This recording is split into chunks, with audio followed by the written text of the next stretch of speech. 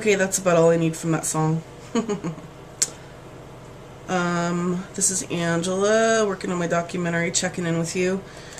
I'm freaking freezing my ass off. The heat has been cranked in my home for hours. But I am absolutely freezing from the tips of my fingers. So cold in here.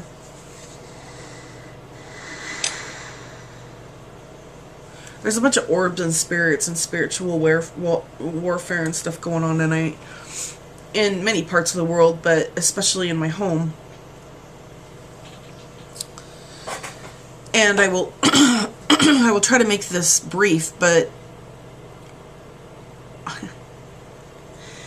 where to begin? Okay, when you get detained on a 72-hour hold,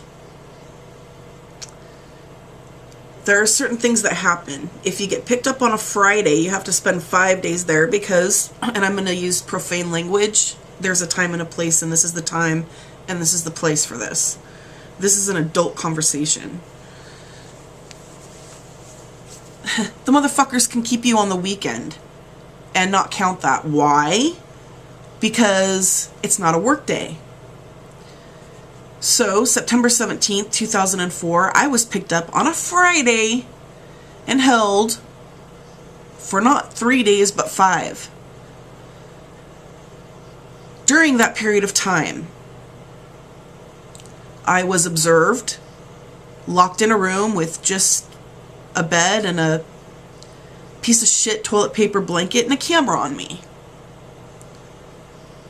Most people, given my situation and the fact that I didn't even know why I was there, would have never come back. They would have never recovered. The things that I was subjected to, I was a prisoner of war. Your guys' fucking war. And I've seen some Holocaust. And I've seen the tribulation, and I'm seeing where a lot of you guys are going. So I really suggest you pay very close attention to the demeanor, the tone, and the rhetoric that I use in this video. Through my spiritual encounters and being put through boot camp, oh, it was boot camp. Y'all don't think your little United States military has it bad.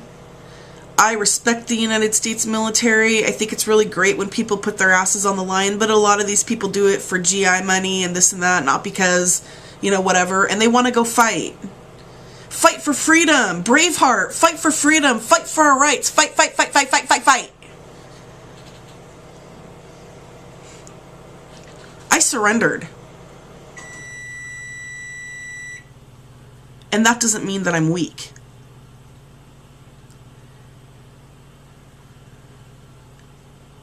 I've decided that I'm going to write my book.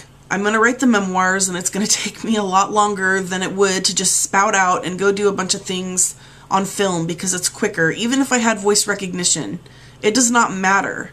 The story of my life has been expedited as far as God's concerned. He's like, you have to change tracks here and, you know, this and that and the other. And he prepared me tonight for why it was that I was crying when I didn't really quite know what it is I was crying over yet.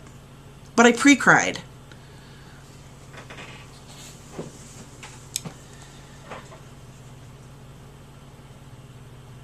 I don't know exactly what the law is,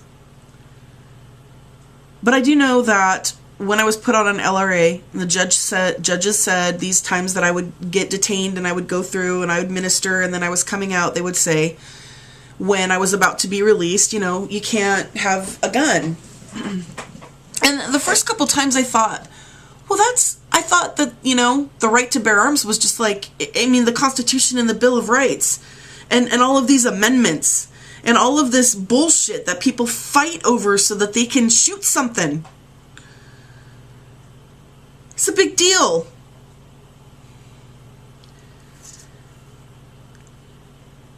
And I didn't care. To me, when they said, you know, you can't have a gun, I was like, I don't want a gun. I don't need a gun. And the only time that I could ever even imagine pulling out a weapon that shoots something into somebody else with the intent or the capability of killing. 10 Commandments, number 6, thou shalt not murder. That's it. Don't murder. There's no exception to that commandment.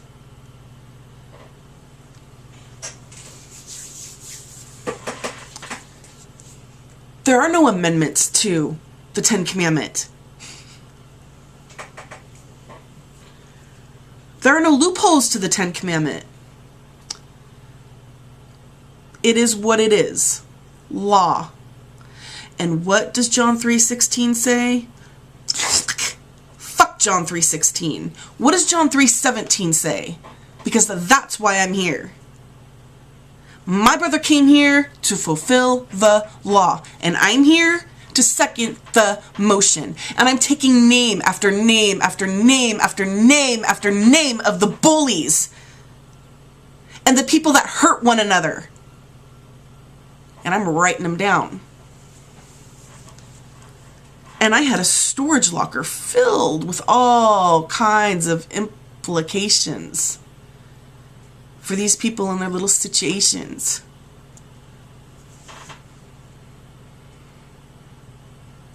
I don't like making a video like this. I hate it. I don't like to threaten people. I don't like to talk about the justice and how things are going to get really bad for certain people and yammer on and on. I love the hope, man. I love the charity, and I love the maternal mother of the world feeling. But Mother Mary and I have had some long conversations. And there's some things that are going to happen, and oh boy, I'm just going to be shaking my head when everyone else is just in absolute, utter brokenness. And I'm just going to be sitting there shaking my head like, what did Jeremiah say? Where was the threat coming from the Babylon invasion? No one would listen to Jeremiah. The Book of Lamentations is one of the longest books in the freaking Bible. Jeremiah, what do you think that song, "He was a bullfrog, was a good friend of mine"? Bullfrog. Jeremiah was a jerk. He was a miserable man. He never got married. He never had kids. He was a prophet. And he said, I'm telling you, the danger's coming from this direction. And they wouldn't listen to him.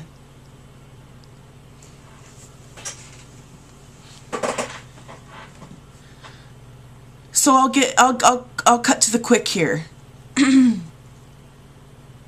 have always known since the inception of this erroneous experience of the human element that I couldn't have a gun.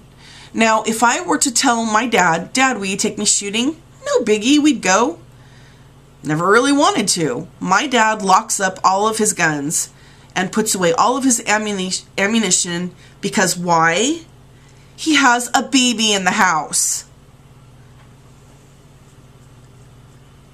All his guns used to be on his walls and stuff. This is gone. There's no way Christopher can access that. And I swear that I don't have a gun. And then who blows their brains out? Right.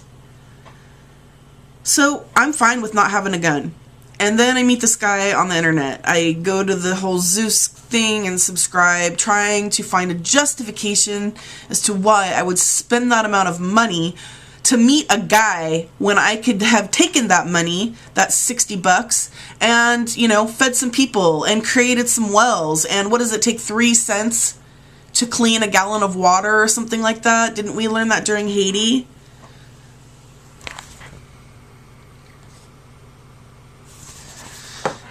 I'm going to cliffhang you. Tune into the second segment.